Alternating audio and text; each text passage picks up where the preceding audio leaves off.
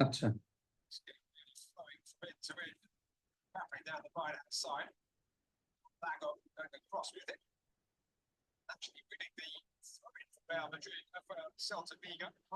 এখন কোন নির্দিষ্ট দিকে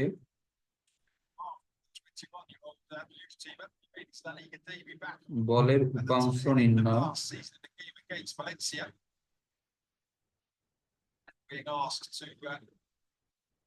ওকে, তো এখন আমরা এটা তো জানি আগে থেকে যে একটা বল একটা বস্তুর সাথে যদি এখানে ভূমির সাথে এখানে আলফা কোণ করে এখানে কাজ করে, তাহলে এখানে ভূমি বরাবর এই বলের যেটা উপাংশ হবে এটা হচ্ছে এফ কজ আলফা। আর এই মানে আমাদের যেটা এখানে ভূমি বরাবর যে উপাংশ তার সাথে লম্ব বরাবর যেটা কাজ করবে এটা হচ্ছে এফ সাইন আলফা। ওকে, এখন এটার আরেকটা কনসেপ্ট, এখানে এফ সাইন আলফা মেইনলি কিভাবে আসছে। তো এটার আমাদের মূল কনসেপ্ট হচ্ছে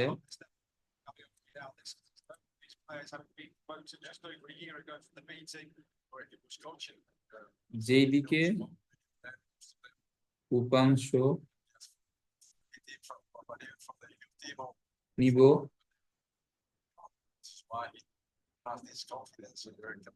সেদিকের সাথে বলের কোণের কোসাইন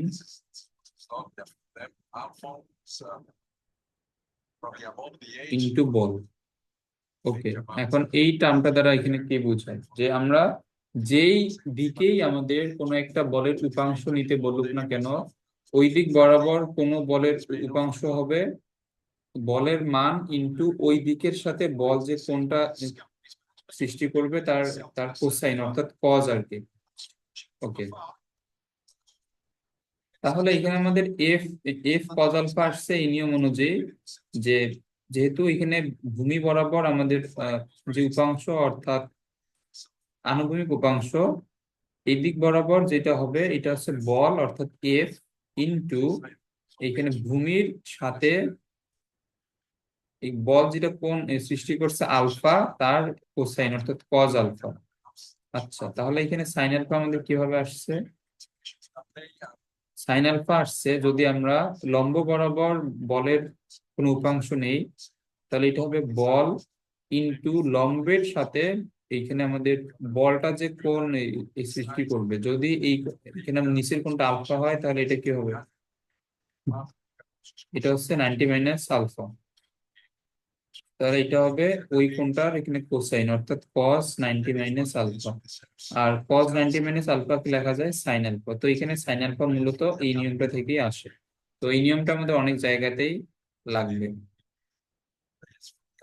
আচ্ছা, এখন যদি এইখানে দুইটা লম্ব উপাংশ হয় অর্থাৎ একটা আনুভূমিক উপাংশ একটা উলম্ব উপাংশ, তাহলে তো আমরা লিখতে পারবো একটা হচ্ছে এফ কজ আলফা আর একটা হচ্ছে এফ সাইন আলফা। যদি দুইটা উপাংশ পরস্পর লম্ব না হয় সেই ক্ষেত্রে আমাদের কি হবে, যেমন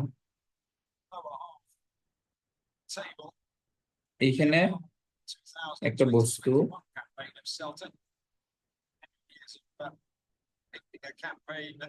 এর উপর একটা বল এই বরাবর এখানে ক্রিয়াশীল,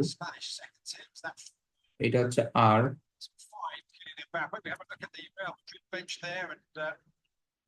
আর একটা হচ্ছে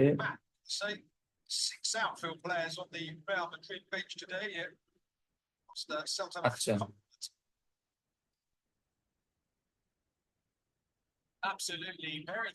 তাহলে একটা হচ্ছে পি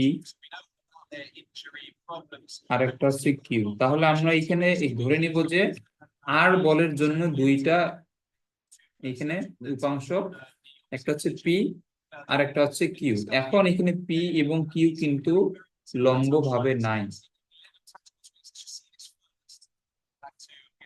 আচ্ছা, তাহলে আমরা এখান থেকে কি লিখতে পারবো? এটা যদি আলফা হয় আর এটা যদি বিটা হয়, এখন আমরা এটাকে সাইন সূত্রের মাধ্যমে লিখতে পারি। সাইন সূত্র এটা, এটা কিভাবে?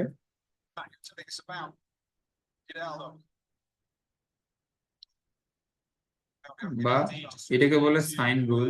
সাইন রুল আমাদের সামনে আরো লাগবে। সাইন রুলটা একটু শিখে রাখো এইখানে। তাহলে এই যে আর বলের যে দুইটা উপাংশ, একটা হচ্ছে কিউ আর একটা হচ্ছে পি, তাহলে এই এই তিনটাই তো বল, আর একটা বল, আর বলের যেগুলো উপাংশ সেইগুলোও তো বল। তাহলে আমরা যদি এখানে তিনটা বল বিবেচনা করে নেই, তাহলে এখানে আমাদের সাইন রুল অনুযায়ী পি ডিভাইড বাই কিউ, না, পি কিউ আর। এখন এদের ডিভাইড বাই আকারে কি আসবে? এখানে ডিভাইড বাই আকারে আসবে, আমরা যখন পি নিব, সাইন যেটা নিব এটা ডিভাইড বাই হবে সাইন অন্য দুইটার মধ্যবর্তী কোণ। মানে আমরা যখন পি নিব তখন হবে সাইন অন্য দুইটার মধ্যবর্তী কোণ কত, অর্থাৎ আর এবং কিউ এর মধ্যবর্তী কোণ হচ্ছে বিটা। আবার যখন কিউ নিব তখন হচ্ছে সাইন কিউ বাদে আর এবং পি এর মধ্যবর্তী কোণ আলফা। আবার যখন আর নিব তখন আর বা, তাহলে আর নিলে কার কার মধ্যবর্তী কোণ হবে? পি এবং কিউ এর মধ্যবর্তী কোণ। তো পি এবং কিউ এর মধ্যবর্তী কোণ কি? Alpha plus beta. এটা বুঝছো?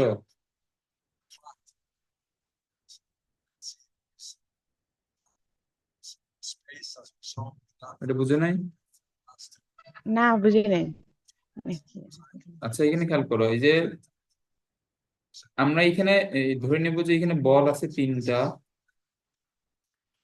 একটা হচ্ছে পি, একটা কিউ আর একটা হচ্ছে আর। তাহলে আমরা যখন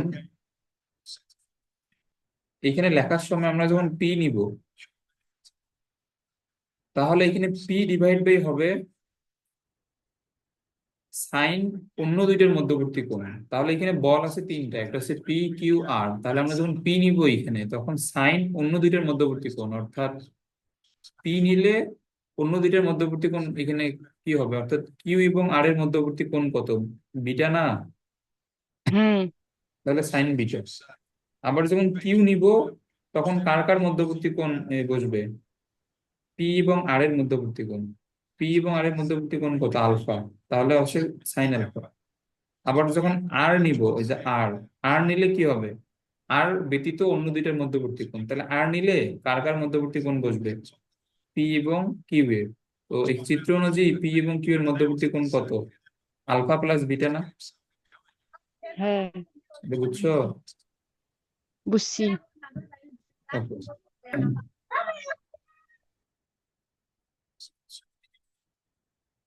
এখন এখানে মেইনলি আমাদের এই সূত্রটা থেকেই এইগুলো লম্ব উপাংশ এবং আনুভূমিক উপাংশ আসে।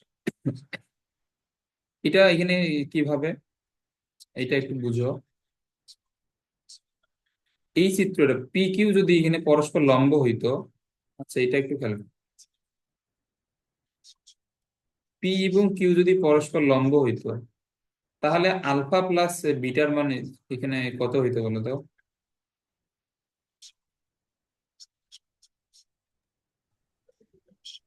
90। হ্যাঁ, এটা হয়তো 90। আচ্ছা, তাহলে এখানে পি দ্বারা এখানে কি বোঝায়? পি দ্বারা বোঝায় আনুভূমিক উপাংশ। ওকে। আর এটা হচ্ছে আমাদের মেইন বল, যেটা এফ অথবা আর। তাহলে আমরা যদি এখানে এই প্রথমটা এবং এই শেষেরটাকে সমান লিখি, তাহলে এখানে পি সমান কি পাওয়া যাবে? আর divide by sine alpha plus এখানে বিটার মান তাহলে কত হইতো? 90। আর এখানে কি হইতো? সাইন বিটা কি গুণ হইতো না? হুম। তাহলে সাইন এই 90 মান হইতো 1। আর আর এখানে আমাদের বিটাকে আমরা কি লিখতে পারবো? 90 মাইনাস আলফা। তাহলে এটা কি হইতো? আর 90 মাইনাস আলফা বলতে কজ আলফা। এখন দেখো, যদি এই কোণটা আমাদের আলফা হইতো এবং পি এবং কিউ পরস্পর লম্ব হইতো, তাহলে এখানে পি সমান আমরা কি লিখতে পারতাম? পি যদি এখানে আনুভূমিক যে উপাংশ এটা হইতো তাহলে আমরা এখানে অবশ্যই লিখতে পারতাম যে পি সমান আর কজ আলফা। এটা বুঝছো, যে এটা আমাদের মেইন হ্যাঁ, সূত্র, এটা আসছে। আবার এখানে কিউ সমান কি হইতো, তাহলে এই দুইটা পরস্পর লম্ব হইলে কিউ সমান এখানে হবে উলম্ব উপাংশ। তাহলে আমরা যদি এই দুইটাকে এখন সমান লিখি, অর্থাৎ কিউ এবং আর এরটা, তাহলে কিউ সমান হবে আর divide by sin 90 sine alpha গিয়ে এখানে গুণ হইতো, তাহলে এটা হয়তো আর সাইন আলফা। তাহলে আমরা তো এটা জানি আগে থেকে যে উলম্ব উপাংশ এটা হচ্ছে আর সাইন আলফা, এবং যেটা আনুভূমিক উপাংশ এটা আর কজ আলফা। এটা আমাদের মেইনলি আসে এই সাইন রুল থেকেই। ওকে, তো সাইন রুল আমাদের পরবর্তীতে ম্যাথের ক্ষেত্রে কিন্তু লাগবে। আচ্ছা, তো এটা দ্বারা বুঝায় আমরা যে কোনো দিকে বলের উপাংশ কিভাবে নির্ণয় করব যদি দুইটা উপাংশ পরস্পর লম্ব না হয়। আচ্ছা, এরপরে লম্ব উপাংশ আছে, তো লম্ব উপাংশ কি হবে আমরা তো এটা জানি, তাহলে এটা আর আমরা দেখবো না। লম্ব উপাংশ একটা হচ্ছে উলম্ব উপাংশ, একটা আনুভূমিক উপাংশ, এগুলো আমরা জানি ভেক্টর থেকে ভালোভাবে।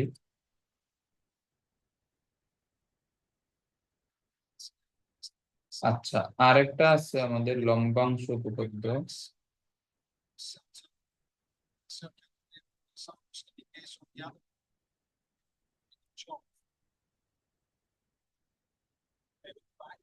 আচ্ছা দাঁড়াও, এটার যে বিবৃতি এটা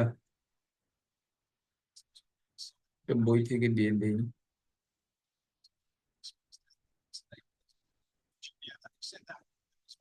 দেখো, yes। আচ্ছা দাঁড়াও, এটা নাই, লিখেই দিই। এটা হচ্ছে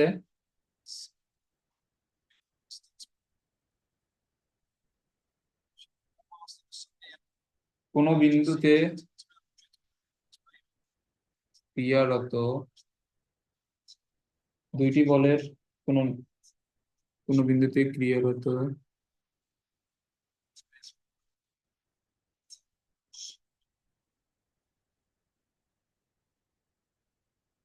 দুটি বলের কোনো নির্দিষ্ট দিকের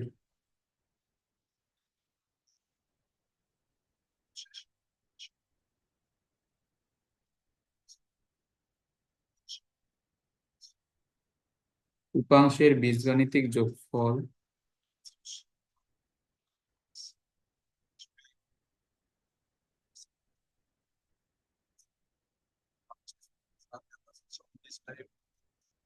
ওই বলদ্বয়ের লব্ধির একই দিকে লম্বাংশের সমান। আচ্ছা, এটা এটা উপাংশ না দিয়ে এটা লম্বাংশ দেই।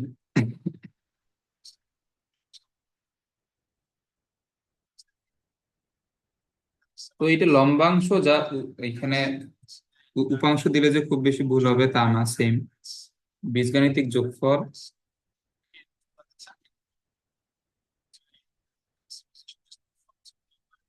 ওই বলসমূহের লব্ধির, সংজ্ঞাগুলো খুবই ভেজাল। ওকে, ওই বলসমূহের লব্ধির,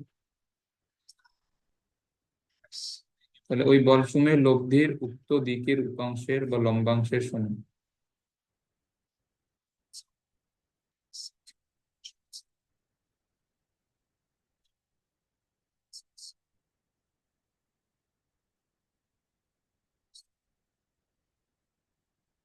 আচ্ছা, এটা একবার পড়ে দেখো। এখানে বলছে যে কোনো বিন্দুতে ক্রিয়ারত দুইটি বলের কোনো নির্দিষ্ট দিকের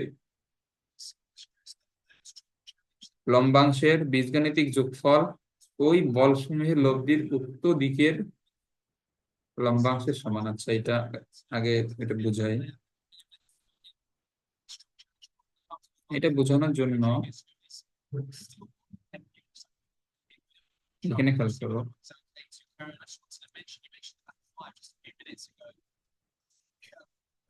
এই বিন্দু থেকে আমাদের একাধিক বল এই বিন্দু থেকে ক্রিয়াশীল,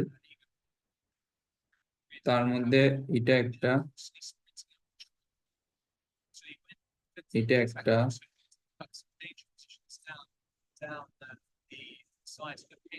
লম্ব বরাবর একটা, এইখানে একটা, এবং এইখানে একটা।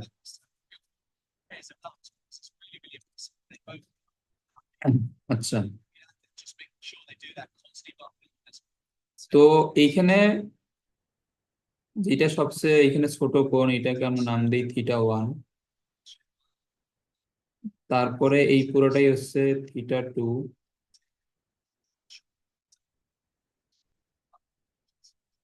আচ্ছা দাঁড়াও, এটা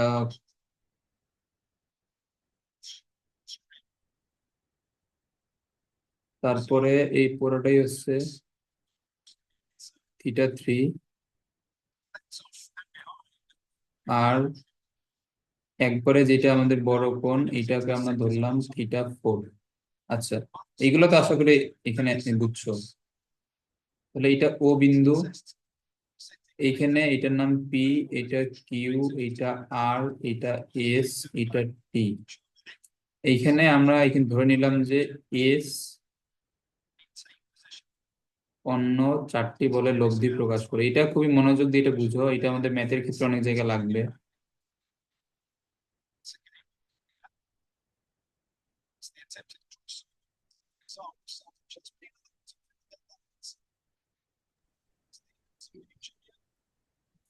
আর এটা এ। ওকে।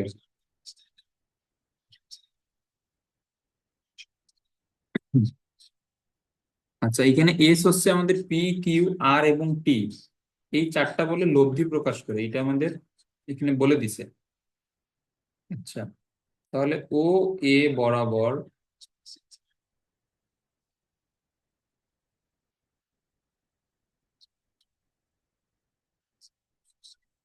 আচ্ছা এখন এখানে এই দুইটা দেওয়া এখানে ঠিক না। এখানে আমাদের এখানে দুইটাও হইতে পারে, বা এখানে ততোধিকও হইতে পারে, বা এটার হচ্ছে যে দুইটার বেশিও হইতে পারে। তাহলে ও এ বরাবর চারটা বলের লব্ধি, দেখো, একটা নির্দিষ্ট দিকে অনেকগুলা বলের উপাংশের বীজগাণিতিক যোগফল। এটা হচ্ছে আমাদের এই বিবৃতির প্রথম অংশ, যে একটা নির্দিষ্ট দিকে অনেকগুলা বলের লব্ধির বীজগাণিতিক, না সরি, অনেকগুলা বলের উপাংশের বীজগাণিতিক যোগফল, এটা লব্ধির না, বলের উপাংশের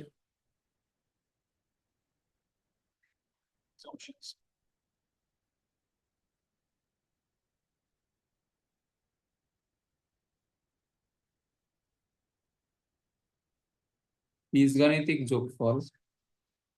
এটা এখানে মেইনলি কি হবে?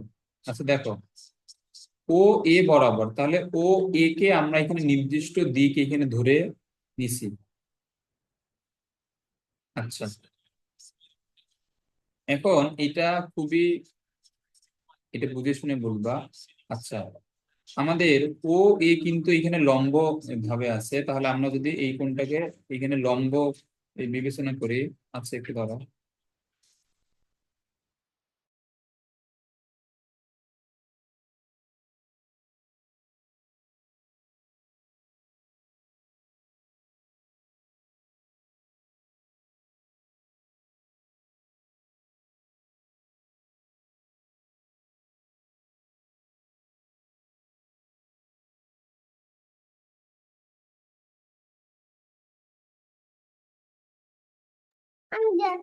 আচ্ছা আচ্ছা দেখো, সমস্যা নেই, দেখো।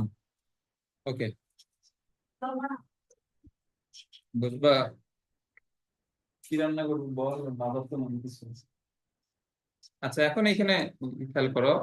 আচ্ছা বলো, ও এ বরাবর পি এর উপাংশ কি হবে বলে তো?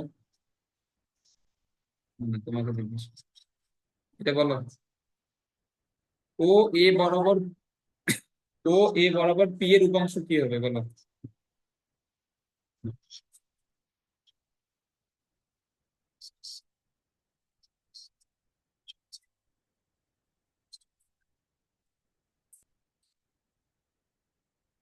I don't know. আচ্ছা এটা পারবা না? না, আচ্ছা, এখন করছি। এটা সহজ, এখানে দেখো। আচ্ছা, তো দাঁড়াও, আমি এটা চিত্রটা একটু যদি এখানে সিম্পলিফাই করে আঁকাই, এটা হচ্ছে আমাদের ও এ, এখানে এই ডিরেকশন, আর পি বলটা আছে এই দিকে। হ্যাঁ, এই দিকে আছে। তো ও এর সাথে পি এর এখানে কোণ এখানে কত আমাদের চিত্র অনুযায়ী কোণ হচ্ছে θ2। তাহলে ও এ বরাবর পি এর যে উপাংশ এটা কত হবে?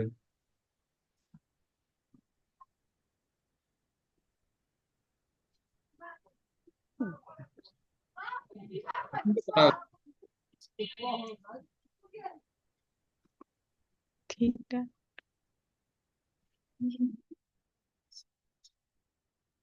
এখনো পারতেছো না?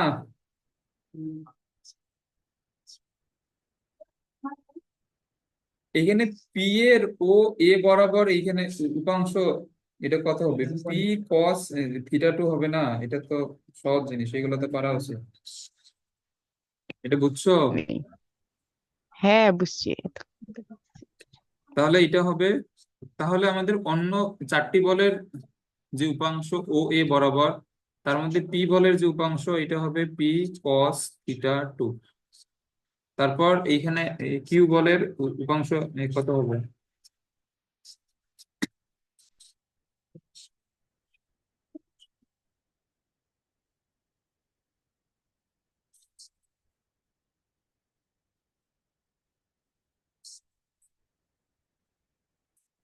এটা কিউ বলের ক্ষেত্রে এই কি হবে বলো?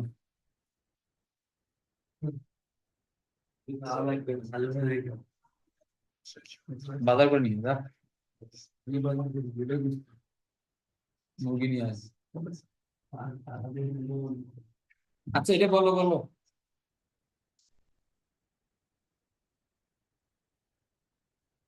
আচ্ছা, এইখানে খেয়াল করো, এইখানে এটা আমাদের হচ্ছে ও এ, এই ডিরেকশন, আর এই দিক বরাবর আমরা যদি কিউ এটাকে আমরা এখানে ধরে নেই। আচ্ছা, এখানে কিউ এর সাথে ও এর কোণ হচ্ছে এতটুকু।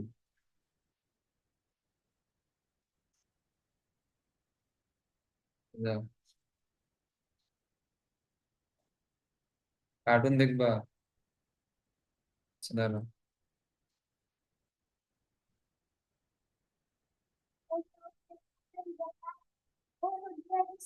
হম। আচ্ছা, দাও, দেখা যাবে। আচ্ছা, এইখানে এই যে খেয়াল করো, এটা ছিল, আচ্ছা দাঁড়াও, এটা এটা পি দেই, এটা ছিল পি, আর কিউটাকে আমরা যদি এখানে মাস বরাবর এখানে কল্পনা করি, এটা হচ্ছে ও এ। এখন এই যে এই ছোট কোণটা ছিল θ1, আর এখানে পি থেকে ও এর এইখানে কোণ ছিল θ2, মানে বড় কোণটা এখানে এখানে θ2।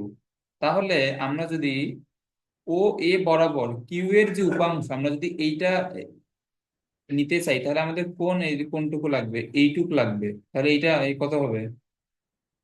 θ2 মাইনাস θ1। হ্যাঁ, তাহলে এটা হবে θ2 মাইনাস θ1। তাহলে এখানে উপাংশটা এখানে কি হবে বলো? Q cause θ2 minus θ1। হুম, এটা হবে। ওকে। তাহলে আর তাহলে এখানে আমাদের পি গেল, কিউ গেল, আর এখন আমাদের যেটা তৃতীয় বল এটা হচ্ছে আর। তাহলে আর এর জন্য ও এ বরাবর উপাংশ কি হবে বলো?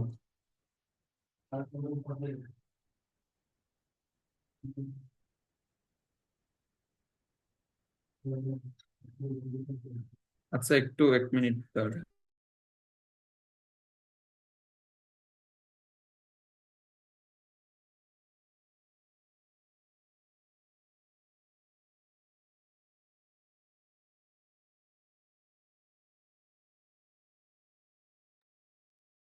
আচ্ছা, এটা বলো,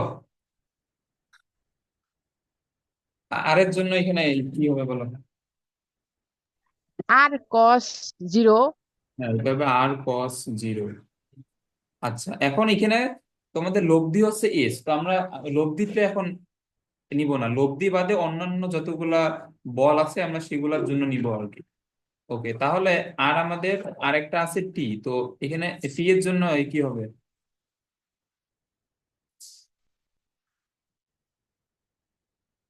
টি কজ, এখানে কোনটা এখানে হবে কত? আমাদের টি এর সাথে কোন হচ্ছে এতটুকু।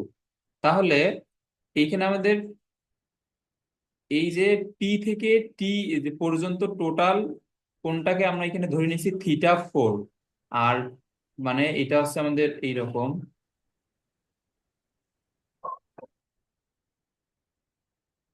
এটা হচ্ছে টি, এটা হচ্ছে পি, আর এটা হচ্ছে ও এ। আমাদের কোন দরকার হচ্ছে এইটা। তো আমরা এখানে টোটাল কোনটাকে আমরা এখানে ধরে নিচ্ছি θ4। আর পি থেকে এ পর্যন্ত এটা এই কত ছিল? θ2। তাহলে এই কোনটা কি হবে? θ4 মাইনাস θ2। তাহলে এটা হবে θ4 মাইনাস θ2। এটা বুঝছো? হ্যাঁ, বুঝছি। ওকে, তাহলে এখন এই এই চারটা কি মূলত? এই চারটা হচ্ছে আমাদের লব্ধি ব্যতীত অন্য চারটা বলের একই দিকের উপাংশের বীজগাণিতিক যোগফল। এগুলো কিন্তু ভেক্টর যোগফল না, এগুলো বীজগাণিতিক যোগফল।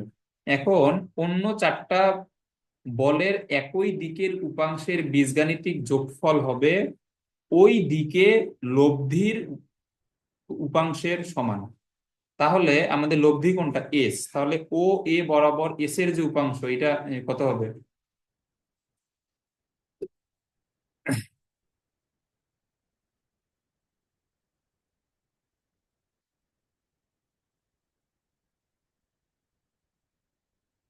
আচ্ছা, এখানে এই চিত্রগুলা এখানে ভালোভাবে খেয়াল করবা। যদি এটা ও এ হয়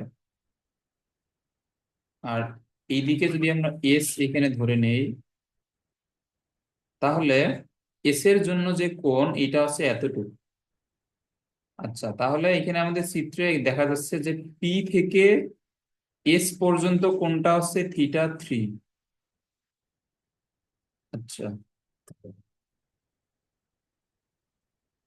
পি থেকে এস পর্যন্ত এইখানে কোণটা হচ্ছে θ3, এবং পি থেকে এ পর্যন্ত কোণটা হচ্ছে θ2। তাহলে এই যে এইটুক কোণ কি হবে? θ3 মাইনাস θ2। তাহলে এ বরাবর এস এর যে উপাংশ এটা হবে এস কস θ3 মাইনাস θ2। এটা বুঝছো? বুঝছি। ওকে, তাহলে এটা হচ্ছে আমাদের লম্বাংশ উপপাদ্য। এটা আশা করি এখন বুঝছো যে একটা নির্দিষ্ট দিকে লব্ধি ব্যতীত অন্য সকল বলের উপাংশের যোগফল হবে ওই দিকে লব্ধির উপাংশের সমান। আচ্ছা, এটা আমাদের ম্যাথ করতে গেলে লাগবে এটা। ওকে, তো এই পর্যন্ত আমাদের 8.1 এর এই থিওরি মোটামুটি। তো এখন এখানে আমরা অনেকগুলো প্রমাণ এখানে করি নাই, কারণ এগুলা আমাদের আগে থেকে মোটামুটি জানা আছে। আচ্ছা, তো ওই যে আমাদের এই ম্যাথটাই হচ্ছে লম্বাংশ উপপাদ্যের। এখন এটা এটা পারা উচিত।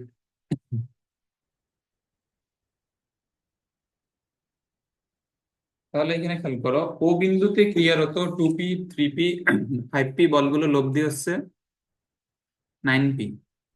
ওকে, যদি কোনো ছেদক এদের ক্রিয়া রেখাকে যথাক্রমে এ বি সি ডি বিন্দুতে ছেদ করে তাহলে দেখা যায় এত। আচ্ছা, ও বিন্দুতে আমাদের তিনটা বল এখানে ক্রিয়াশীল। একটা হচ্ছে 2p, একটা হচ্ছে 3p 5p বলগুলার লব্ধি 9p। যদি কোনো ছেদক এদের ক্রিয়া রেখাকে এ বি সি ডি। আচ্ছা, একটা জিনিস এটা বলো, এটা আমরা যদি এইখানে আমরা বলগুলা এমন ভাবে আঁকলাম, তাহলে এখানে আমাদের এমনিতে নর্মাল বল দেওয়া তিনটা আর একটা দেওয়া লব্ধি, তো আমরা যদি এখানে এগুলাকে এইভাবে আঁকাই,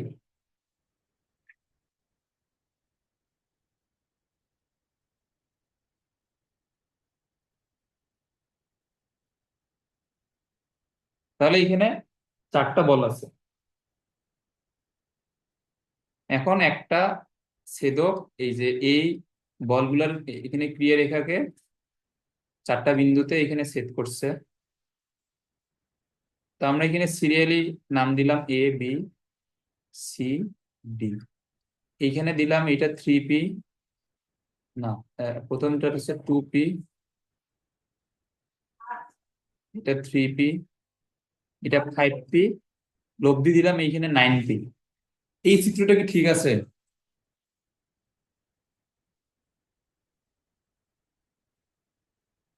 এই চিত্রটার কোথায় ভুল আছে বলো তো?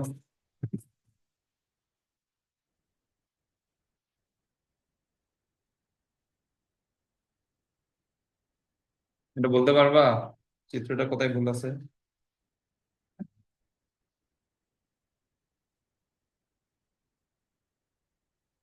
তো এইটা রিজনটা এখানে না জানলে আমরা চিত্র এইভাবে আঁকাইতাম আর কি, 2P 3P 5P 9P এইভাবে আঁকাইতাম, বাট এখানে আমাদের চিত্রের যেটা ভুল এটা হচ্ছে যে, এখন এখানে এই ধরো যে এখানে একটা বল ক্রিয়াশীল, এখানে একটা বল ক্রিয়াশীল, আর এই জায়গাতে একটা বল ক্রিয়াশীল। আচ্ছা, এটা ধরলাম 10 নিউটন, এটা 15 নিউটন, এটা 20 নিউটন। তো এখন আমরা যদি এখানে দুইটা দুইটা করে বল এখানে বিবেচনা করি, তাহলে আমরা জানি যে সকল বলের লব্ধি আমাদের এখানে এখানে প্রাথমিক দুইটা বলের ক্রিয়া রেখার মাঝখানে যে কোনো জায়গা দিয়ে এখানে ক্রিয়া করবে, অর্থাৎ বলের লব্ধি এখানে ক্রিয়া করবে এই বরাবর। এখানে বলের এই যে 15 নিউটন আর এই 10 নিউটনের জন্য বলের লব্ধি কি এই দিক বরাবর যাবে অথবা এই দিক বরাবর আসবে? না। এখানে কিন্তু বলের লব্ধি কখনোই আমাদের মেইন বলগুলার ক্রিয়া রেখার বাইরে যাবে না, সবসময় মেইন বলের ক্রিয়া রেখার ভিতরে কাজ করে। আচ্ছা, তাহলে এখানে একটা জিনিস এটা বুঝো যে এই বলটা হচ্ছে আমাদের R1, এটা কি? এটা হচ্ছে 15 নিউটন এবং 20 নিউটন বলের জন্য লব্ধি। তাহলে আমরা যখন লব্ধি নিব তাহলে 15 নিউটন এবং 20 নিউটন বাদ হিসাব থেকে, তাহলে আমাদের এখন এখানে কয়টা বল এখানে ক্রিয়াশীল আছে? একটা হচ্ছে 20 নিউটন আর একটা হচ্ছে R1। তাহলে 20 নিউটন এবং R1 এর জন্য লব্ধি এখানে কোন দিকে হবে? 20 এবং R1 এর এখানে মাঝখানের কোনো একটা জায়গা দিয়ে R2। তাহলে R2 তো এই দিকেও এখানে যাবে না, অথবা এই দিকেও তো তো আসবে না। এইদিকে কি আসবে এই দুইটা দিক বরাবর? না। ওকে, তাহলে এই কনসেপ্টটাই আমরা এই মূলত এখানে অ্যাপ্লাই করব। দেখো, এখানে আমাদের মেইন যে বলগুলা বা এখানে ক্রিয়ারত যে বলগুলা, এটা হচ্ছে 2P 3P 5P।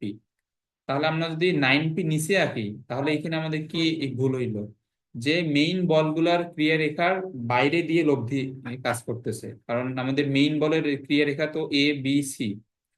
তাহলে আমরা যদি 9P এই বরাবর আঁকি তাহলে এটা মেইন বলের ক্রিয়া রেখার বাইরে দিয়ে চলে যাবে, এটা বুঝছো? বুঝছি। তাহলে এই চিত্রটা আমাদের ভুল হবে। তাহলে এই বরাবর 9P আঁকা যাবে না।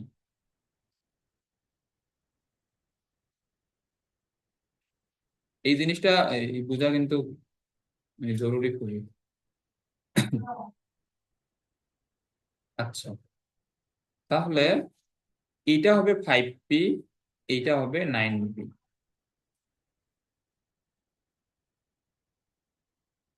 ওকে,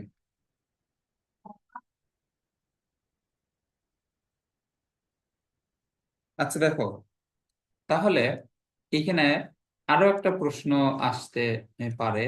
আমরা তো মেইন বল যে তিনটা, 2P 3P 5P, এই তিনটা বলের এখানে ক্রিয়া রেখার মাঝখানে যে কোনো একটা স্থান দিয়ে আমরা লব্ধির ক্রিয়া রেখাটা এখানে দেখাই দিলাম। তাহলে টিপি এর জায়গায় কেন 9p দিতে পারবে না? আমরা তো এটাও করতে পারতাম, মানে আমরা যদি 3pর জায়গায় যদি লব্ধি আমরা দিতাম, তাও তো আমাদের হইতো যে তিনটা বলের ক্রিয়া রেখার মধ্য মাঝখানে যে কোনো একটা জায়গায় দিয়ে তো লব্ধি এখানে যাইতেছে। আমরা যদি 3p এর জায়গায় 9p লিখতাম এবং 9p এর জায়গায় যদি আমরা 3p লিখতাম, তাহলে কি কোনো ভুল হইতো? বলো।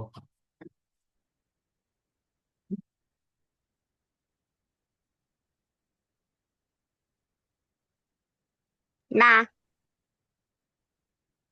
ভুল হইতো না? ভুল হইতো। এখানে কিভাবে ভুল হইতো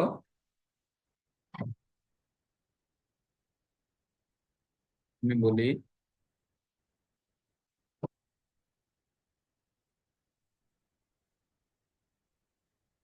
আচ্ছা দেখো, তো আমি যদি এখানে, আচ্ছা এটা আমি একটু এদিকে আঁকাই।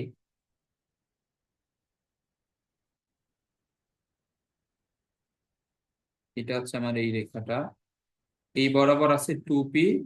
তাহলে আমি যদি এখানে 3p আঁকতাম এই বরাবর আর 5p আঁকতাম এই বরাবর, তাহলে এটা হয়তো আমার 2p, এটা হয়তো 3p, এটা হয়তো 5p। তাহলে আমরা এখানে এখানে আমরা আপাতত এখানে ধরে নিচ্ছি যে লব্ধিটা এই বরাবর যাবে। তো লব্ধি এই বরাবর দিলে কোথায় ভুল হবে? এখন দেখো,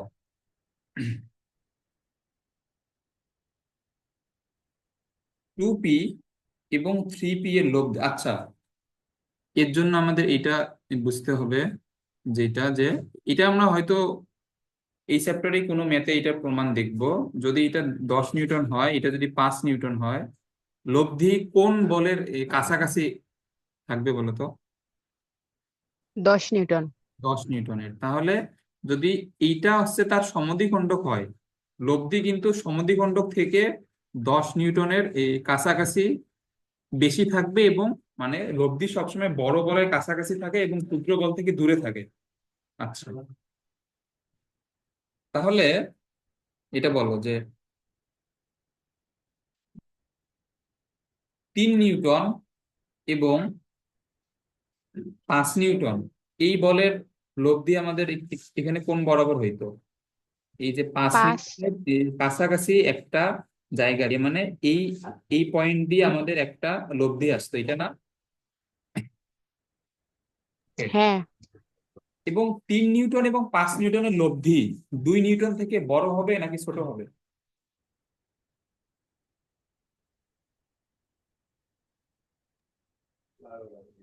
বড় হবে।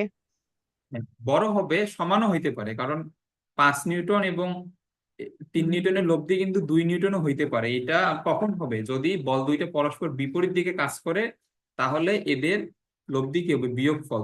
তখনই কেবলমাত্র 2 নিউটন হইতে পারে। কিন্তু যদি এদের মধ্যবর্তী কোণ 180 ডিগ্রি না হয়, তাহলে কখনোই লব্ধি 2 নিউটন হবে না, এটা হবে সবসময় 2 নিউটন থেকে বড়। এটা বুঝছো? যদি মধ্যবর্তী কোণ 180 ডিগ্রি না হয়, এটা বুঝছো? বুঝছি। ওকে, তাহলে আর আমরা এখানে ধরে নিব এটা সবসময় 2 থেকে বড়, কারণ এখানে ক্লিয়ারলি বোঝা যাচ্ছে যে মধ্যবর্তী কোণ 180 ডিগ্রি না। তাহলে আর যদি 2 নিউটন থেকে বড় হয়, তাহলে আমরা 3 নিউটন এবং 5 নিউটনের লব্ধি এখানে নিলাম, আর আমাদের থাকে 2 নিউটন এবং আর। তাহলে 2 নিউটন এবং আর এর লব্ধি এখানে এখানে কোথায় হবে? যদি এইটা এদের এদের মধ্যবর্তী রেখা এটা হয়, এটা হচ্ছে মধ্যবিন্দু বা মধ্যবর্তী রেখা, তাহলে 2 নিউটন এবং আর এর লব্ধি অবশ্যই মধ্যবর্তী রেখা থেকে নিচে দিয়ে আর এর এই কাছাকাছি দিকে এখানে কাজ করবে, মানে এটা আমাদের টোটাল লব্ধি। এটা বুঝছো? হ্যাঁ, বুঝছি। তাহলে কিন্তু এই বরাবর লব্ধি দিলে ভুল হবে। এটা ক্লিয়ার?